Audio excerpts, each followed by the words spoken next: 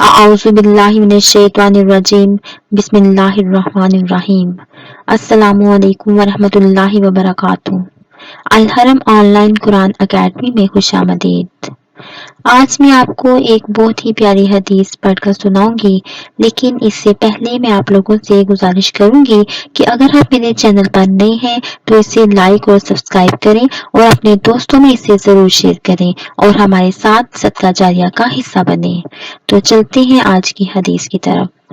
حضرت انس رضی اللہ تعالیٰ عنہ سے روایت ہے کہ رسول اللہ صلی اللہ علیہ وآلہ وسلم نے ارشاد فرمایا، جو شخص کسی پریشان حال انسان کی مدد کرے، اللہ تعالیٰ اس کے لیے 73 مغفرتیں لکھے گا، جن میں سے ایک مغفرت تو اس کے تمام کاموں کی اصلاح کے لیے کافی ہے اور 72 قیامت کے دن اس کے لیے درجات بن جائیں گی۔ سبحان اللہ۔ اس لیے ہمیں چاہیے کہ دوسروں کی پریشانیوں اور مصیبتوں کو جہاں تک ممکن ہو سکے دور کرنے کی کوشش کریں، تاکہ اللہ تعالیٰ ہماری پریشانیوں اور مصیبتوں کو بھی دور کرے اور قیامت کے دن ہمارے درجات کو بھی بلند کرے۔